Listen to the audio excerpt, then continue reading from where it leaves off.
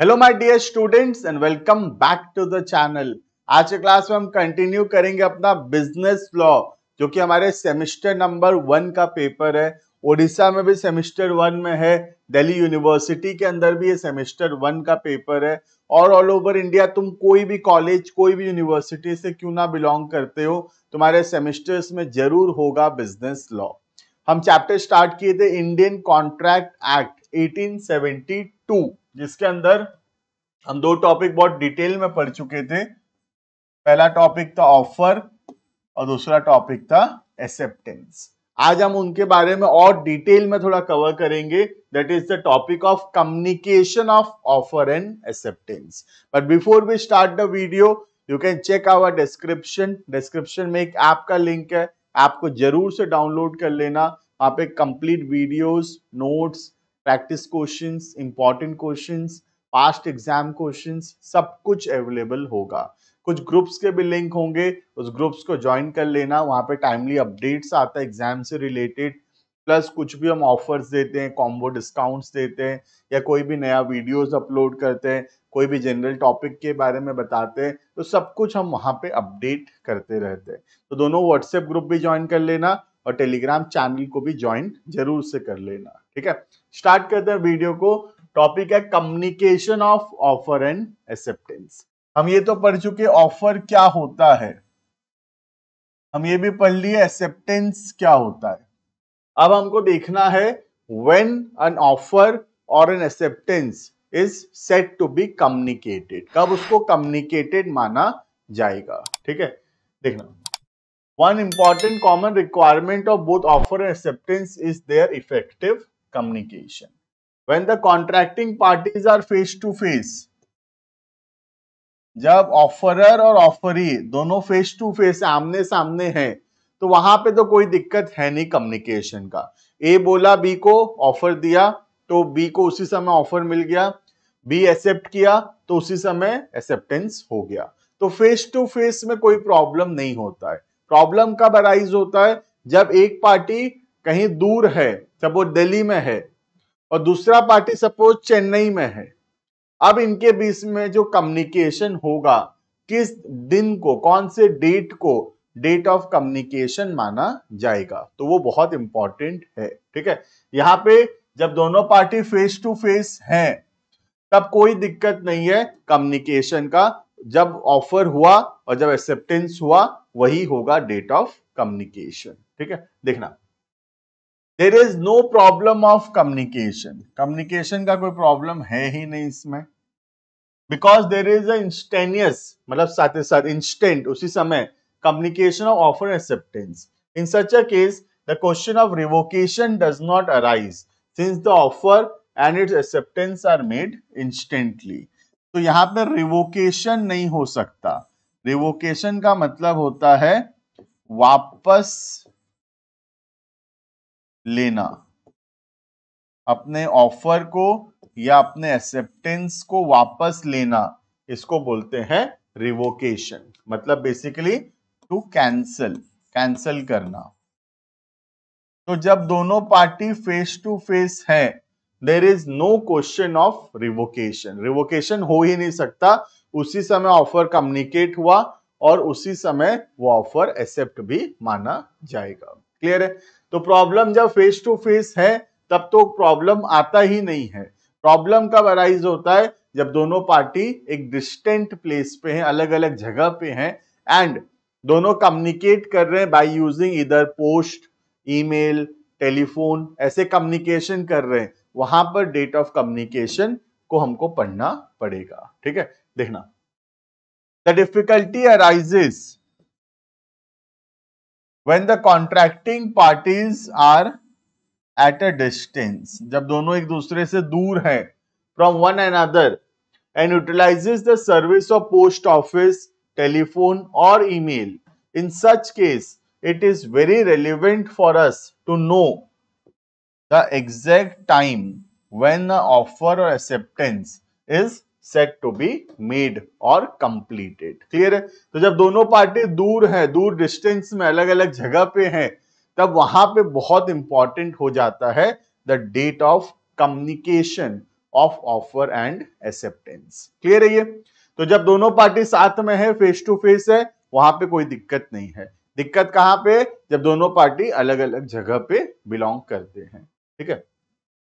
The Indian Contract Act 1872 gives a lot of importance to time element in deciding when the offer acceptance is complete. तो Indian contract act बहुत focus करता है कौन से date को acceptance और कौन से डेट का ऑफर माना जाएगा। ठीक है, देखना सबसे पहले हम समझते हैं ऑफर के बारे में। In terms of section 4 of the act, the communication of offer is completed when it comes to the knowledge of the person to whom it is made. एक ऑफर कंप्लीटेड कब माना जाएगा? जब जिस पर्सन को ऑफर दिया गया है उस पर्सन को उस ऑफर का जानकारी मिल जाएगा, तब उस ऑफर को कंप्लीटेड या कम्युनिकेटेड माना जाएगा। जैसे फॉर एग्जांपल, सपोज ए एक ऑफर दिया बी को। ठीक है, A has given an offer to B, that is will you purchase my car for let's say 5 lakh rupees. ठीक है, अब ए क्या किया? ए ये ऑफर दिया 10 मई को, 10 मई को ये ऑफर दिया ये। ठीक है, मई नहीं लेते, मार्च ले लेते हैं। चलो हमारे एग्जांपल में नीचे मार्च है, तो 10 मार्च को ये ऑफर दिया बाय पोस्ट, कोरियर किया, पोस्ट से कोरियर कर दिया और कोरियर का चिट्ठी में 10 तारीख को लिखा क्या तुम गाड़ी खरीदोगे 5 लाख रुपए में। ठीक है, और उस चिट्ठी को पोस्ट कर दिया। अब वो जो कोरियर है बी के पास पहुंचा 12 तारीख को और बी उसको रीड किया 12 तारीख को। ठीक है, तो डेट ऑफ ऑफर क्या माना जाएगा? 10 तारीख की 12 तारीख? तो लॉ क्या बोलता है? When it comes to the knowledge of the person to whom it is made, जिस पर्सन को ऑफर दिया गया है, जब उस पर्सन को उस ऑफर के बारे में पता चल जाता है, वो डेट को डेट ऑफ ऑफर माना जाएगा। मतलब इस एग्जाम्पल के अंदर जिस दिन बी को पता चला ऑफर के बारे में, that is the date of communication of offer, which means 12th March will be the date of communication of offer. Clear है ये? देखना वही एग्जांपल पढ़ेंगे। Where A makes a proposal to B by post to sell his house for 5 lakh rupees, and if the letter containing the offer is posted on 10th March, post कब किया गया? 10 तारीख को, and that letter reaches B on 12th March, और वो letter पहुंचा कब B के पास? It reaches B on 12th of March. The offer is said to have been communicated on 12th March. तो डेट ऑफ ऑफर क्या माना जाएगा? 12 तारीख को डेट ऑफ ऑफर माना जाएगा। क्लियर है ये? तो जिस दिन ऑफर कम्युनिकेट होता है ऑफरी को, उस डेट को डेट ऑफ ऑफर माना जाता है। क्लियर है ये? Next, thus it can be summed up that when a proposal is made by post, its communication will be completed when the letter containing the proposal reaches the person to whom it is made. तो जब वो चिट्ठी पहुंचेगा तब उसको हम communication मानेंगे। Clear है? mere receiving of letter is not sufficient, ये भी बहुत इंपॉर्टेंट है। खाली लेटर मिल जाना इंपॉर्टेंट नहीं है, सामने वाला लेटर जब पढ़ लेगा, रीड कर लेगा, वो दिन को डेट ऑफ ऑफर माना जाएगा। जैसे ऊपर वाले एग्जांपल में 12 तारीख को लेटर पहुंच तो गया। ठीक है, अब बी क्या किया? 12 लेटर को रख दिया, इसको रीड नहीं किया 12 तारीख को। बी रीड कब किया? बी रीड किया इसको लेट से 15 तारीख को। तो अब डेट ऑफ ऑफर क्या माना जाएगा? Now the date of offer will be 15th of March. बात समझ में आ रहा है? तो खाली लेटर पहुंच जाने से नहीं होगा, ऑफरी को ऑफर के बारे में पता चल जाना चाहिए। तो 12 तारीख को लेटर पहुंच तो गया, बट 12 तारीख को बी लेटर पढ़ा नहीं, बी रख दिया ऐसे ही। कब लेटर पढ़ा? वो 15 तारीख को। तो डेट ऑफ ऑफर क्या माना जाएगा? 15th of March. क्लियर है? ये लिखा हुआ यहां पे, mere receiving of letter is not sufficient, he must receive or read the message contained in the letter. Letter में जो मैसेज है वो पढ़ना जरूरी है। He receives the letter on 12th March, ये सेम एग्जांपल, 12 तारीख को लेटर मिला, but he reads it on 15th, लेकिन पढ़ा कब? 15 को।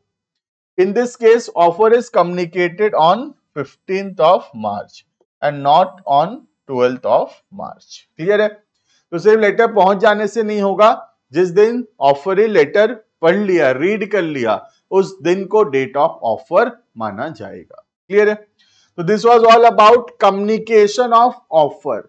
कम्युनिकेशन ऑफ ऑफर कब खत्म होता है? जब ऑफरी लेटर पढ़ लेगा, ऑफरी को नॉलेज मिल जाएगा ऑफर के बारे में, तब हम ऑफर को कम्युनिकेटेड मानते हैं। Clear? Next what is the date of acceptance? Date of acceptance क्या होगा? ठीक है, डेट ऑफ ऑफर में क्या होता है देखना, ए के लिए भी डेट ऑफ ऑफर क्या माना गया? 15 तारीख, और बी के लिए भी डेट ऑफ ऑफर क्या माना गया? 15 तारीख, जिस दिन वो लेटर को रीड किया। ठीक है, बट एक्सेप्टेंस में ऐसा नहीं है। एक्सेप्टेंस में ऑफरर के लिए अलग डेट ऑफ एक्सेप्टेंस माना जाता है और ऑफरी के लिए अलग माना जाता है। ठीक है, देखना, where a proposal is accepted by letter sent by post, the communication of acceptance will be completed as against the proposer. Proposer के लिए कब कंप्लीट माना जाएगा? when the letter of acceptance is posted, जब लेटर पोस्ट कर दिया गया, तब प्रपोजर के लिए, ऑफरर के लिए वो डेट ऑफ एक्सेप्टेंस होगा। बट एक्सेप्टर के लिए, मतलब ऑफरी के लिए डेट ऑफ एक्सेप्टेंस क्या होगा? When the letter reaches the proposer. ठीक है, तो बहुत इंपॉर्टेंट है, एग्जाम्पल में समझाता हूं तुमको। पुराना एग्जाम्पल ही कंटिन्यू करते हैं। जैसे ए चिट्ठी भेजा था किसको? बी को। ए चिट्ठी भेजा था 10 तारीख को, ठीक है, और बी को वो मिला कब था? 12 तारीख। तो डेट ऑफ ऑफर क्या है? 12। किसके लिए? ए के लिए भी डेट ऑफ ऑफर 12 तारीख माना जाएगा और बी के लिए भी डेट ऑफ ऑफर 12 माना जाएगा। क्लियर है? अब बी क्या किया? बी बोला कि yes I will purchase the house. B agree कर गया खरीदने के लिए। अब बी क्या किया? 14 तारीख को पोस्ट किया, 14 तारीख को पोस्ट किया उसका एक्सेप्टेंस। ठीक है, और वो जो एक्सेप्टेंस का लेटर है वो पहुंचा लेट से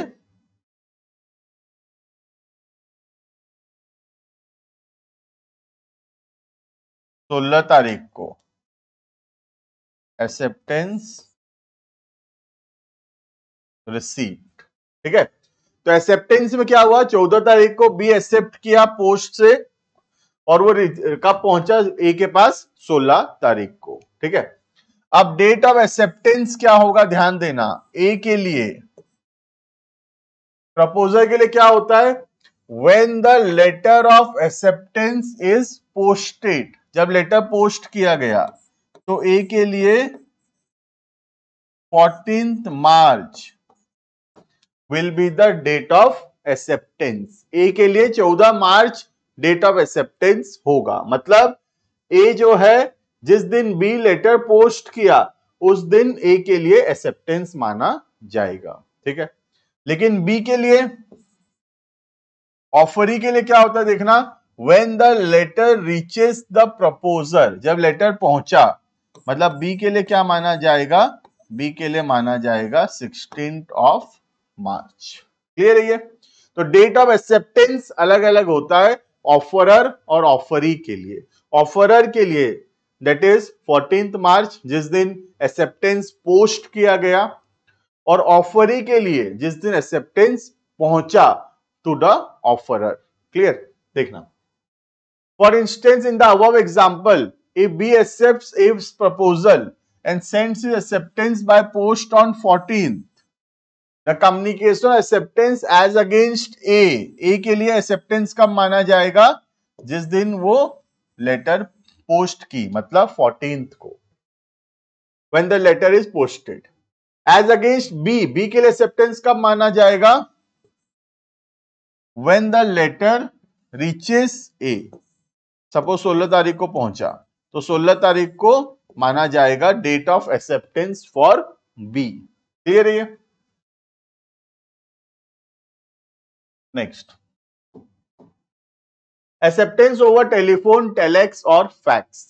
तो अगर टेलीफोन से या फैक्स से, ईमेल से हम एक्सेप्टेंस करते हैं तब डेट ऑफ एक्सेप्टेंस क्या होगा? ठीक है, देखना, when the offer is made by instant communication, instant communication in the form of telex, telephone, fax, email, ये सब इंस्टेंट कम्युनिकेशन, उसी समय ऑफर कंप्लीट, उसी समय acceptance complete. The contract is only complete when the acceptance is received by the offeree. Acceptance जब सामने वाले को पता चल गया, then the acceptance is completed and the contract is made at the place where the acceptance is received. However, अगर call drop हो जाता है, ठीक से सुनाई नहीं देता या कोई भी डिस्टरबेंस क्रिएट हो जाता है, तब हम उसको एक वैलिड एक्सेप्टेंस नहीं मानेंगे। बात समझ में आ रहा है? तो वैलिड एक्सेप्टेंस के लिए जरूरी है कि कॉल ड्रॉप ना हो, कोई डिस्टरबेंस ना हो, आराम से एक्सेप्टेंस कम्युनिकेट हो। अगर कम्युनिकेट हुआ आराम से acceptance, then the acceptance is instantly communicated and completed. Clear है? तो इसमें कोई खास दिक्कत नहीं है, जहां पे उसी समय कम्युनिकेशन हो जा रहा है। सारा दिक्कत कहां आता है? बाय पोस्ट में दिक्कत आता है। क्लियर है? लास्ट आता है रिवोकेशन। रिवोकेशन समझने से पहले एक बार उस एग्जांपल को हम फिर से समझ लेते हैं, फिर अब रिवोकेशन समझेंगे, इजी होगा। ठीक है, तो एक ऑफर दिया बी को, A has given a offer to B. कब दिया? ये 10 मार्च को, और ये चिट्ठी पहुंचा कब? 12 मार्च को। ठीक है, अब बी एक्सेप्टेंस दिया, बी एक्सेप्टेंस किया ये जो ऑफर आया था उसका। ठीक है, एक्सेप्टेंस बी कब किया? 14 मार्च को, और वो एक्सेप्टेंस पहुंचा कब यहां पर ए के पास? 16 मार्च को। क्लियर है ये? अब डेट ऑफ ऑफर क्या था?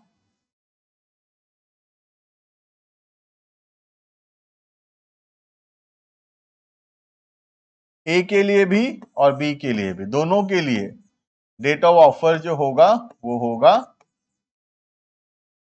12 मार्च। राइट? तो डेट ऑफ ऑफर सेम होता है दोनों के लिए। जिस दिन बी को पता चला उस दिन को मानेंगे डेट ऑफ ऑफर। क्लियर है? अब डेट ऑफ एक्सेप्टेंस क्या था देखना,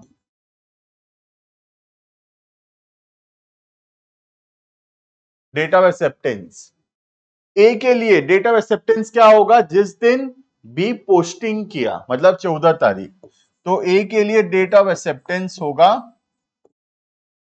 14 मार्च। ए के लिए डेट ऑफ एक्सेप्टेंस है 14 मार्च, और बी के लिए डेट ऑफ एक्सेप्टेंस क्या होगा? जिस दिन लेटर पहुंचा एक्सेप्टेंस का, मतलब 16 तारीख, तो बी के लिए डेट ऑफ एक्सेप्टेंस होगा 16 मार्च। क्लियर है ये? तो ये एग्जांपल से क्लियर हो जाएगा what will be the date of offer and what will be the date of acceptance. Clear है? अब रिवोकेशन क्या होता है? रिवोकेशन होता है अपने ऑफर या एक्सेप्टेंस को वापस लेना। ठीक है, ए अपना ऑफर कब तक वापस ले सकता है? जब तक ऑफर कम्युनिकेट नहीं हुआ है। ठीक है, ऑफर कब कम्युनिकेट हुआ देखना ध्यान से, 12 तारीख, और एक्सेप्टेंस कब हुआ? 14 तारीख को। ठीक है, तो ए अगर रिवोकेशन करना चाहता है, अब ध्यान से समझना रिवोकेशन। ठीक है,